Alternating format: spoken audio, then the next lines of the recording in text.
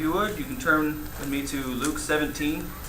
I'm going to be getting some points out of the attitude of the people here. Luke 17, 11 through 19. He says, "On the way to Jerusalem, he was passing along between Samaria and Galilee. And as he entered a village, he was met by 10 lepers, who stood at a distance and lifted up their voices, saying, 'Jesus, Master, have mercy on us.' And when he saw them, he said to them, 'Go and show yourselves to the priests.' And as they went, they were cleansed. And one of them, when he saw that he was healed, turned back, praising God with a loud voice. And he fell at Jesus' feet, giving him thanks. Now he was a Samaritan. And Jesus answered, 'Were not 10 cleansed? Where are the other 9? Was no one found to return and give praise to God except for this foreigner?' And he said to him, 'Rise and go your way. Your faith has made you well.'" And we see the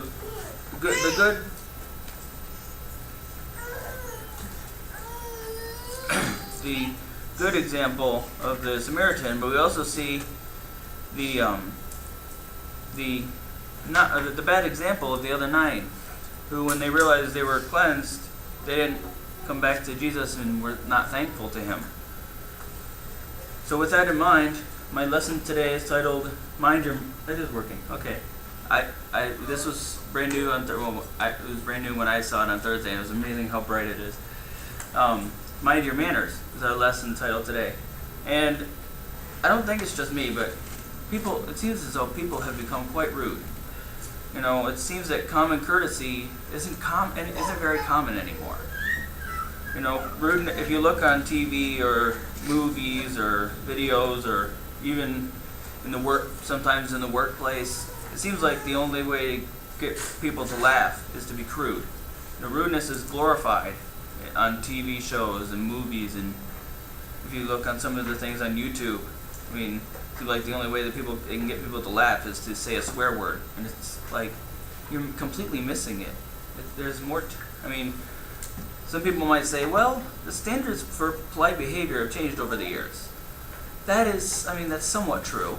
If you look back in the earlier days, there was standards for polite behavior that aren't the standards today. That's true, but people seem to pursue the impolite just because they can. And obviously, that's not to be the Christians. So we're going to look at a few different things as far as the manners are concerned, as for what the Bible says, how we're supposed to be behaving. Disrespect is not just a modern day problem. Now, if you turn back to Lamentations 5:12, during the fall of Israel, Jeremiah is lamenting that the people are disrespectful to the elderly. Lamentations, a book that's sandwiched in between Ezekiel and Jeremiah. Lamentations chapter 5, verse 12.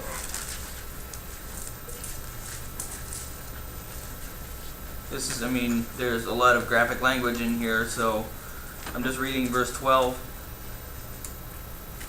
"Princes are hung up by their hands, and no respect is shown to the elders."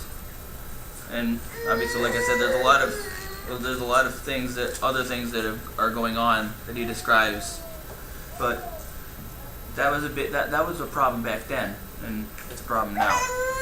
In Romans chapter 1 and verse 30, Paul talks about that the people were insolent or spiteful, literally insulting, haughty or arrogant, and boasters. Romans chapter 1 and verse 30.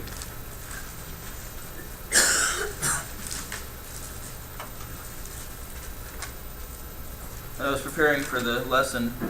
I was thinking about how quite a few times I've been up here, it's been in a class format, so I'll try not to, but if I say something like any comments or questions, just understand that's probably why. Romans chapter 1 and verse 30. Well, the very end of 29 starts the sentence. "They are gossips, slanderers, haters of God, insolent, haughty, inventors of evil, disobedient to parents, foolish, faithless, heartless, ruthless.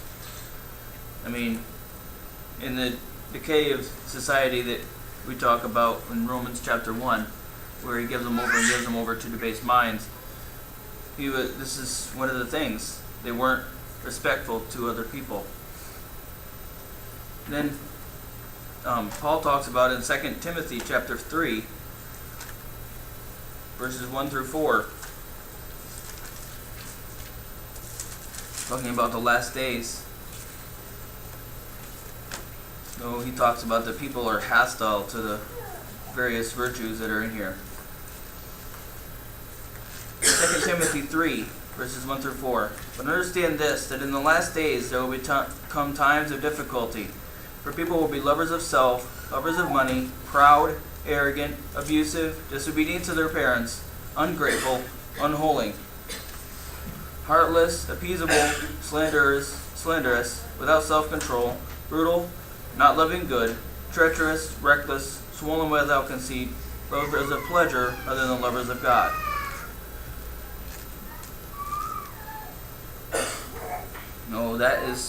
So it was a problem back in Jeremiah's day, and it was a problem back in Paul's day, and he's talking about in the last days there'll be this problem too. It's a problem all the time. No, rudeness it's probably not going to ever completely disappear, but we as Christians must work to stem the tide. We are to be the shining lights in the dark world. Let's turn to Philippians 2, 14 and 15.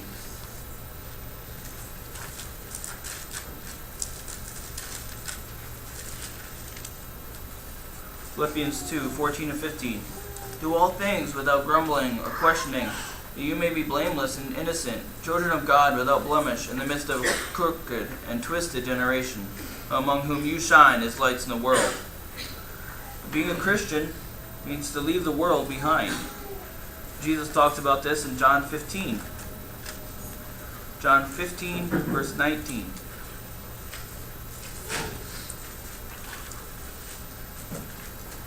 John 15:19. If you were of the world would love you as its own. But because you are not of the world, but I chose you out of the world, therefore the world hates you. We're supposed to leave the world behind. And we are to be different. We're supposed to stand out because we do things the right way. Let's turn to Ephesians chapter 5, verses 8 through 11. Ephesians chapter 5, verses 8 through 11. For at one time you were darkness, but now you are light in the Lord. Walk as children of light, for the fruit of the light is found in all that is good and right and true. And try to discern what is pleasing to the Lord. Take no part in the unfruitful works of darkness, but instead expose them. So we are to be different. We are to stand out, and we are to expose the things that are wrong.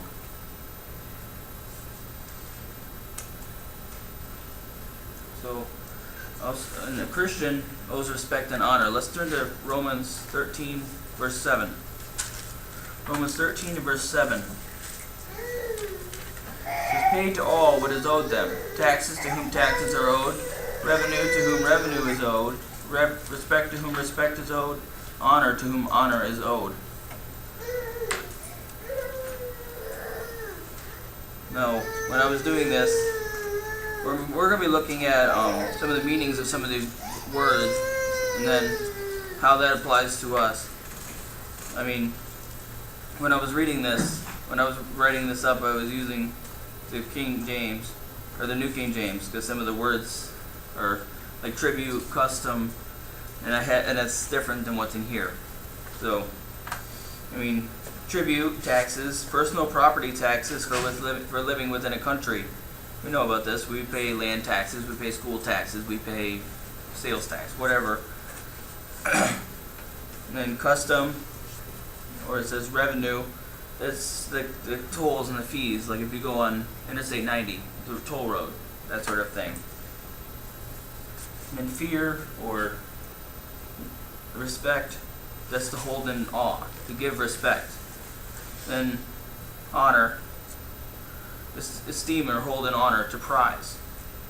Now, obviously, as far as the first one, we have a duty not only to pay our taxes, but to give proper respect and honor to all men. Let's turn to 1 Peter chapter 2 and verse 17. 1 Peter chapter 2 and verse 17. Another one like this, verse we just read. Honor everyone, love the brotherhood, fear God, honor the emperor.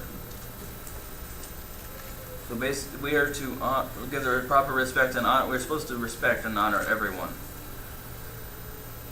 You know, we're going to look now at some of the people we're supposed to respect. The first one that I have here is our respect for our bosses.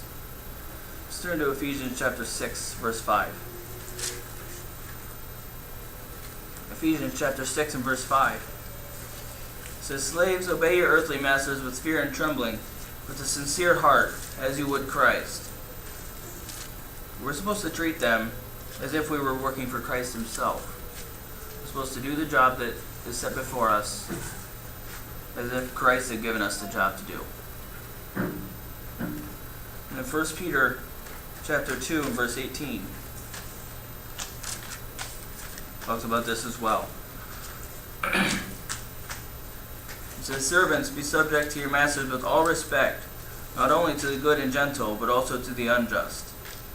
So we're supposed to respect the position and do our job, even if we have a bad boss. So I mean, we're not, even if the boss doesn't know what they're doing or whatever you want to put in there, we're still supposed to respect them because they are in that position. Even if it's, I mean, that's, I know firsthand, I've worked for some interesting bosses, and even though you might not agree with them, you still have to treat them with respect.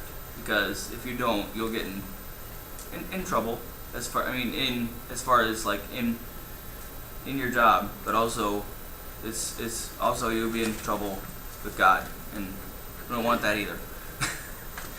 So we're supposed to respect our bosses, and then we also are supposed to respect our leaders.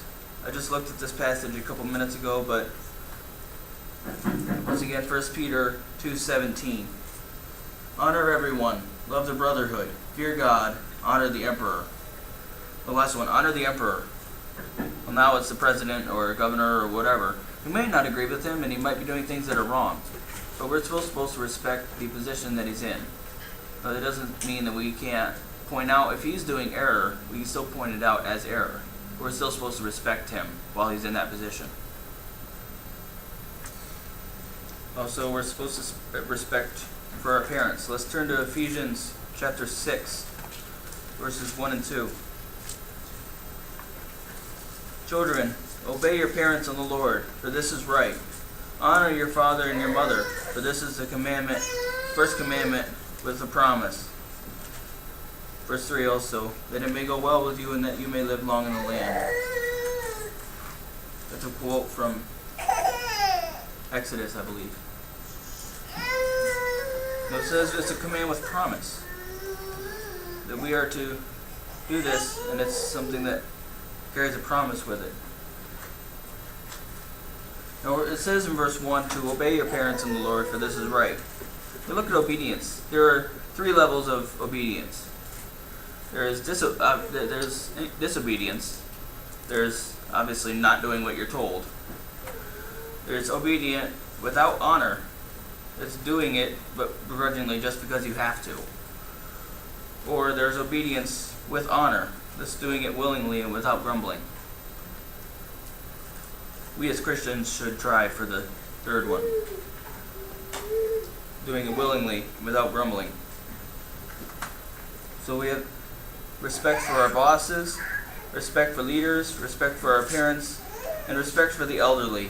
Let's turn to back to Leviticus 19, verse 32.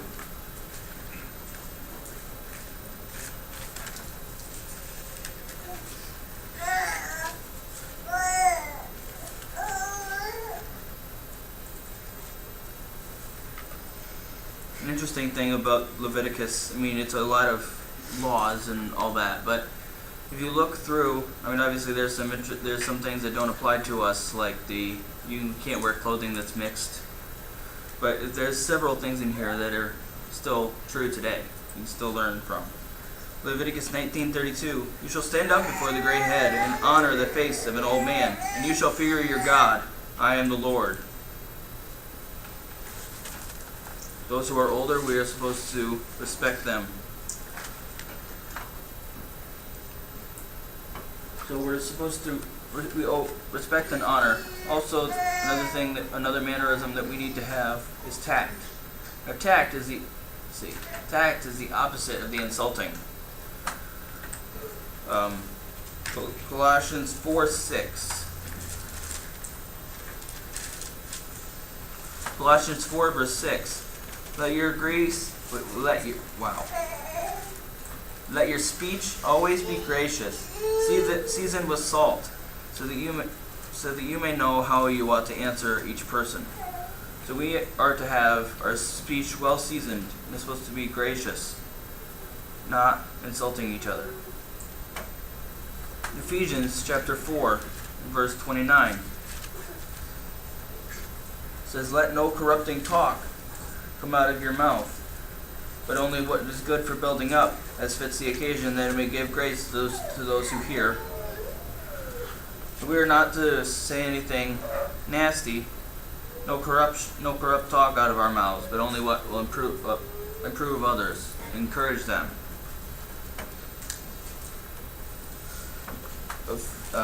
Ecclesiastes chapter 10 is another one that talks about your speech.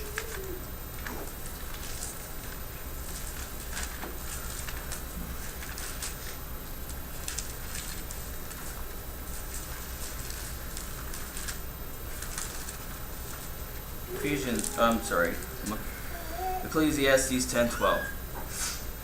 The words of a wise man's mouth win him favor, but the lips of a fool consume him. So the words of the wise are, I believe the New King James says, are gracious.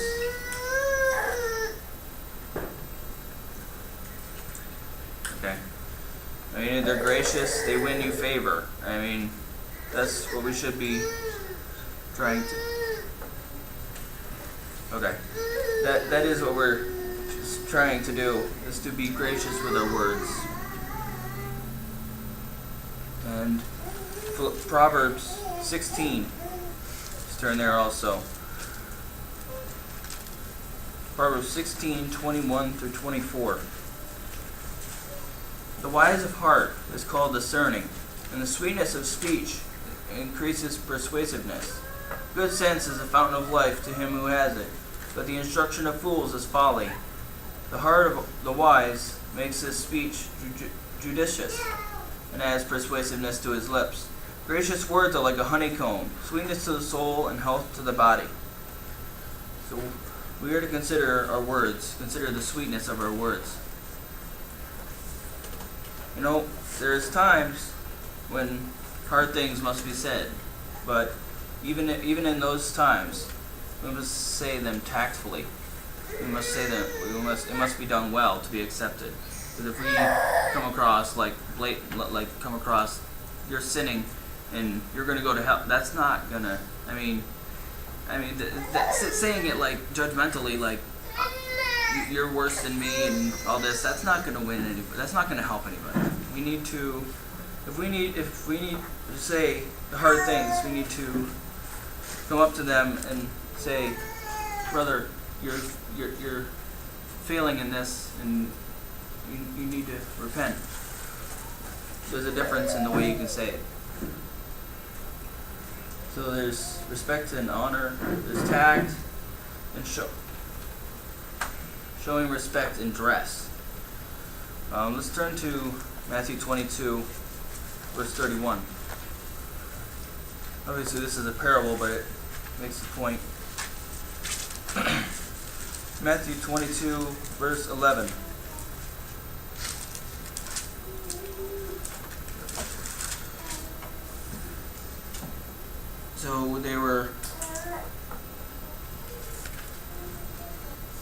So it was during the wedding feast when they called the called all who were out in the roads to come in and come to this feast, wedding feast.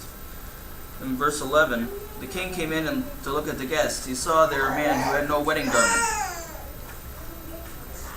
And then, because he was without a wedding garment, he was punished. No, if we were going to go see the governor or president, we wouldn't go in, like, as when I'm on the farm, we wouldn't go in our barn clothes. That's not showing the proper respect for him. Let's turn to John 20, the end of John, in John 21, verse 7. John 21 and verse 7. That disciple whom Jesus loved said therefore to Peter, "It is the Lord." When Simon Peter heard that it was the Lord, he put on his outer garment, for he was stripped for work, and threw himself into the sea. Now Peter put on his outer garment before he's going to talk to Jesus. What he had was fine for his work with the other fishermen, but it was inappropriate to speak to the Lord in that state. So, also 1 Timothy 2, 9 and 10 talks about the women. The part of the women's apparel is clothing that is respectful to others. 1 Timothy 2, 9 and 10. Likewise also, that women should adorn themselves in respectable apparel, with modesty and self-control, not with braided hair, or gold, or pearls, or costly attire, but what is proper for women who profess godliness with good works. So it says, respectable apparel. So I brought up Peter because a lot of times when we're talking about dressing and modest dress, it's mainly taught unless you look at that, all the other stuff is about women. And this is something for both men and women. We both need to be respectful to others. Also, greetings. When Luke 10, let's turn to Luke 10. Luke chapter 10. I guess I should have said this at the beginning. This isn't going to be anything groundbreaking. This is something everybody should know already, but it's good to be reminded. Luke 10 and verse 5 says, "Whatever house you enter, first say, 'Peace to this house.'" So the disciples were taught to give greetings when they entered a home. And then at the end of Luke 10:38, "Now as they went on their way, Jesus entered a village, and a woman named Martha welcomed him into her house. So the hosts are shown to give greetings when a guest arrives as well." Now the love we are to have for one another is shown in our warm welcomes. When I first came back this Sunday, and Thursday as well, it was encouraging to see how many people had said that they had missed me while I was gone. And it's not something that's like patting myself on the back. I'm just saying that it's really encouraging to see the love that we have for each other here. So let's turn to a few different, at the end of Paul's epistles, Romans 16, verse 16. Romans 16:16. "Greet one another with a holy kiss. All the churches of Christ greet you." No, there's obviously debate about whether it's a literal kiss or not, and I'm not getting into that. But you can tell the love that they have for one another, and the way that they, in their warm welcomes.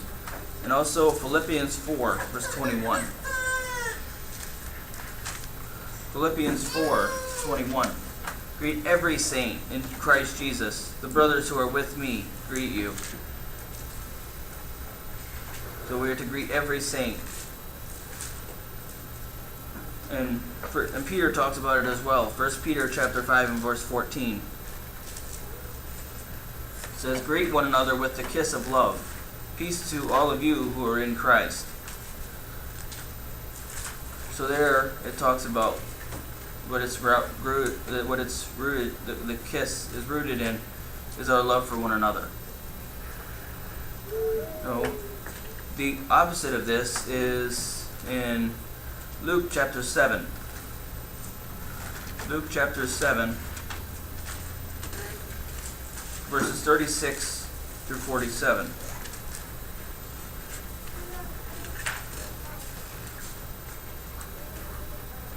Luke 7:36 through 47.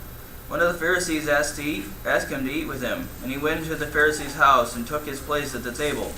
And behold, a woman of the city, who was a sinner, when she learned that he was reclining at the table in the Pharisee's house, brought an alabaster flask of ointment, and stood behind him at his feet weeping. She began to wet his feet with her tears, and wiped them with the hair of her head, and kissed his feet, and anointed them with the ointment. Now when the Pharisee who invited him saw this, he said to himself, "If this man were a prophet, he would have known who and what sort of woman this is who is touching him, for she is a sinner." And Jesus answering said to him, "Simon, I have something to say to you."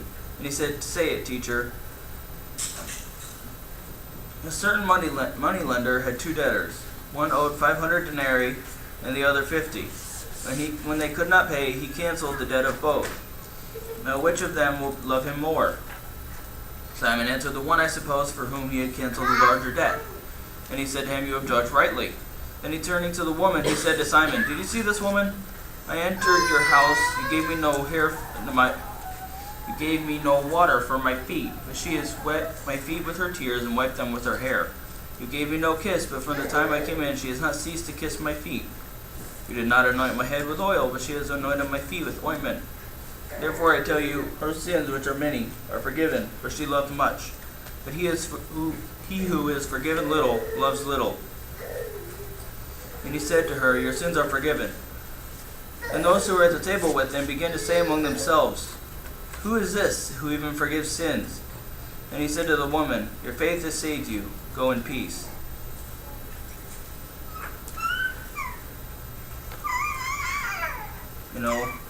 Simon the Pharisee's lack of proper courtesies told much about his poor character. I always thought this was interesting. Simon was saying this. He was thinking, if this man were a prophet, he would have known who and what sort of woman. He was just thinking this. He didn't say it out loud, and yet Jesus answered that. Jesus knows exactly what we're thinking. So, also, you need to listen.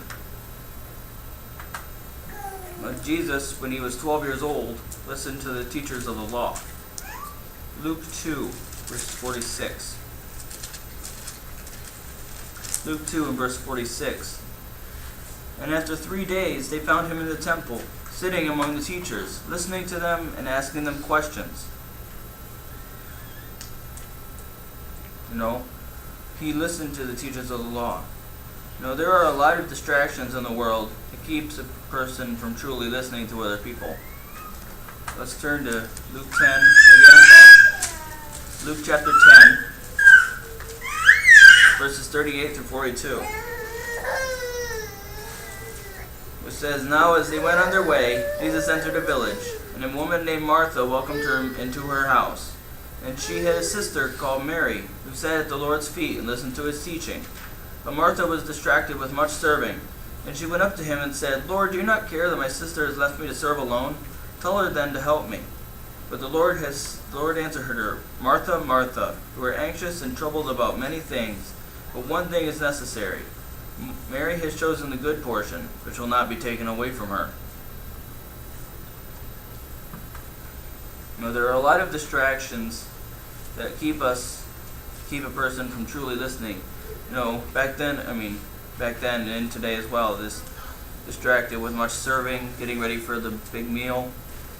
Today, sometimes it is music, text messages, social networking, games, sports, all that sort of thing. All that All those things compete for attention. And too many people can't put these down to actually converse. Now my family is probably thinking, yeah, that's you. Yeah, that's why I'm standing on my own toes when I'm saying this. But I need to work on this as well.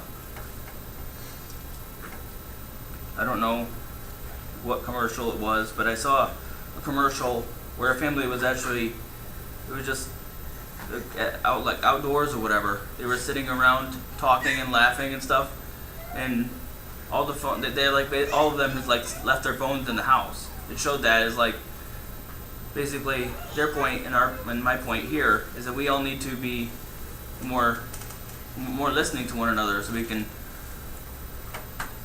grow as a family and as a church family. We need to be swift to hear. It says that in James chapter 1, verses 19 and 20.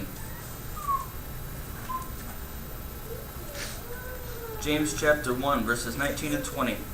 Know this, my beloved brothers, let every person be quick to hear, slow to speak, slow to anger.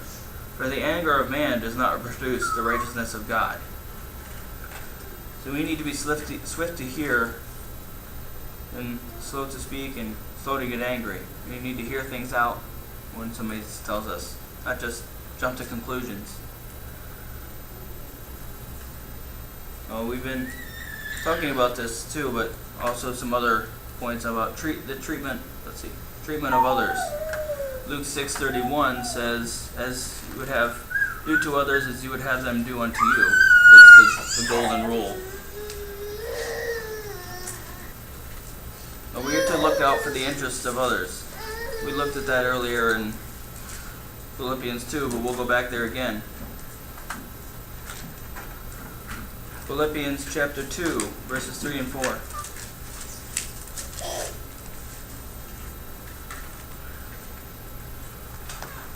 Philippians 2, 3 and 4. Do nothing from rivalry or conceit, but in humility count others more significant than yourselves. Let each of you look not only to his own interests, but also the interests of others. That is why we give up our seat if we're on a train, we give up our seat for the elderly, or those with children, or who have heavy bags, burdens. That's why a husband gives his wife his jacket when she is cold. That's why we give a hand to someone with a load. If somebody needs help. Basically, it's not putting ourselves first. Let's turn to Luke 14.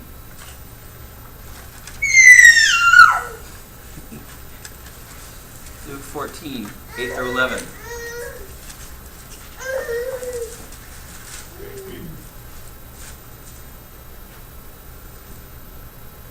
I'll start in verse 7. Now he told a parable to those who were invited, when he noticed how they chose the places of honor, saying to them, when you are invited by someone to a wedding feast, do not sit down in the place of honor, unless someone more distinguished than you be invited by him. And he who invited you both will come and say to you, give your place to this person, and then you will begin with shame to take the lowest place. But when you are invited, go and sit in the lowest place, so that when your host comes, he may say to you, friend, move up higher. Then you will be honored in the presence of all who sit at the table with you. For everyone who exalts himself will be humbled, and he who humbles himself will be exalted. Basically, we need to put ourselves last, and put others first. Also, on this list, I have hospitality. Right there in Luke 14, stay right there, it's continuing on. Luke 14, 12 through 14. He said also to the man who had invited him, when you give a dinner or a banquet, do not invite your friends or neighbors, or your brothers or your relatives or rich neighbors, lest they also invite you in return and you be repaid. But when you give a feast, invite the poor, the crippled, the lame, the blind, and you will be blessed, because they cannot repay you. But you will be repaid at the resurrection of the just. So, hospitality is a love of strangers. It's a love shown for people you don't know, or people who won't necessarily be able to repay you. True hospitality doesn't find reasons to complain. Now let's turn to 1 Peter chapter 4, verse 9. 1 Peter chapter 4, verse 9. It says, show hospitality to one another without grumbling.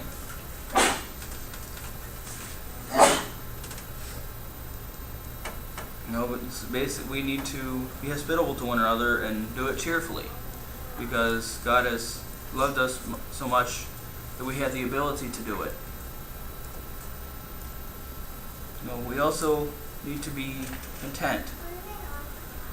We'll look at a few verses here in Luke 10, 7 and 8.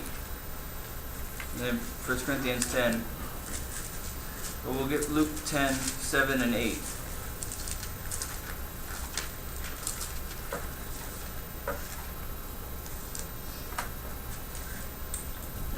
And remain in the same house, eating and drinking what they provide, for the laborer deserves his wages.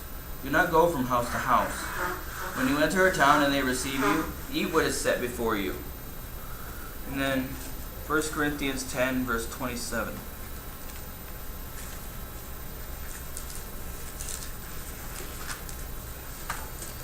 1 Corinthians 10:27.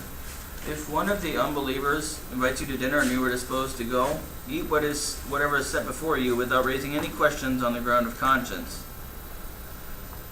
Talked about this in other places too. If somebody, when you go to somebody's house, whatever they put before you, you eat without complaining, even if it's something you don't like. And we as Americans have gotten so we are so quick to complain if it's something if it tastes something we don't like. We need to be thankful that they're willing to prepare the food for us and feed us, even if it's like for me, even if it's hot food. I don't like spicy food.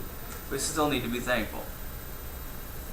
We need to be content in any situation. Philippians 4 talks about this. Philippians chapter 4, verses 11 and 12. It says, not that I am speaking of being in need, for I have learned in whatever situation I am to be content.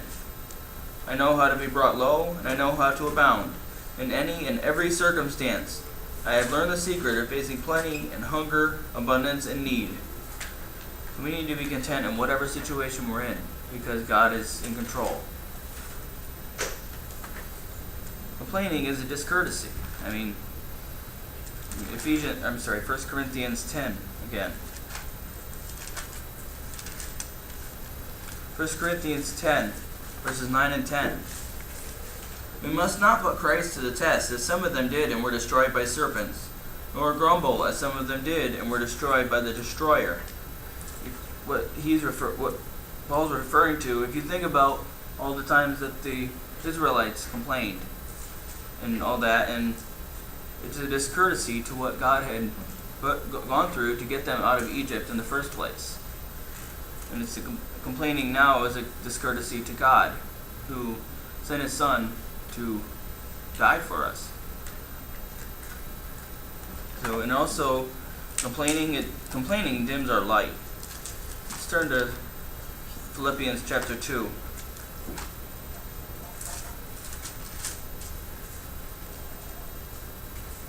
Philippians chapter 2, 14 through 16. Do all things without grumbling or questioning, that you may be blameless and innocent, children of God without blemish in the midst of a crooked and twisted generation, among whom you shine as lights in the world, holding fast to the word of life, so that in the day of Christ I may be proud that I did not run in vain or labor in vain.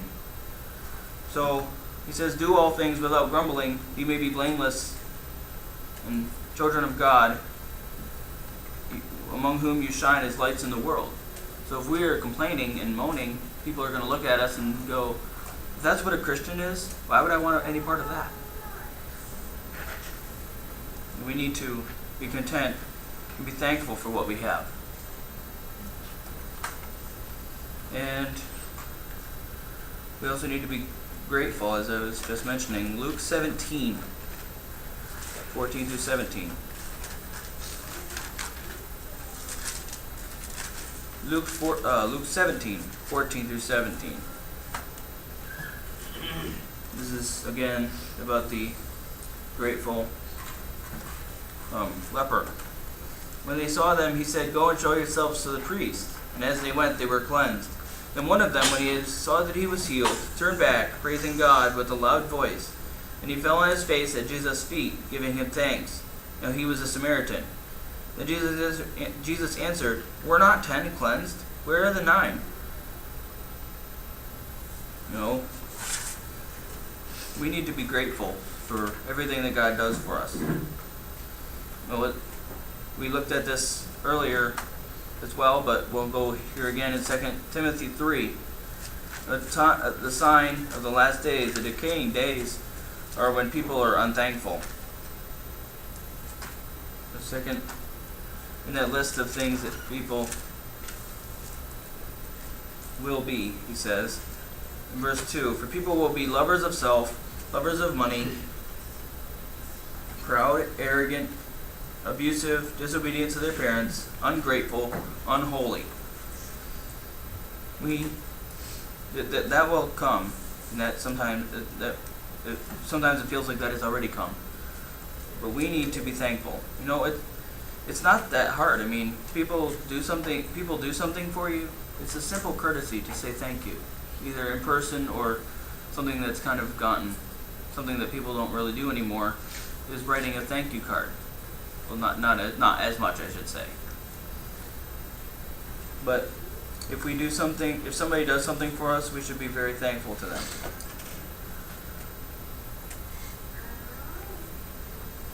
The world may be rude, but we must be shining lights and mind our manners.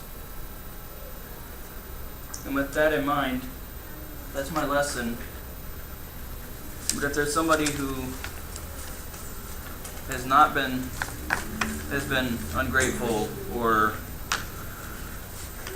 unloving, or has not shown the love of Christ through what they're doing or how they're behaving, if you're a Christian, if it's something public, you can bring it before the church, or if you need prayers of the church to help you in order to, because if you're having trouble doing it on your own, you can have somebody help you be accountable. If you're not a Christian, you can't wait. You can't keep waiting for another time. We don't know when God's going to come back. We want everybody in this room to be going to heaven. So if we can help you in any way, let us know as we stand and sing.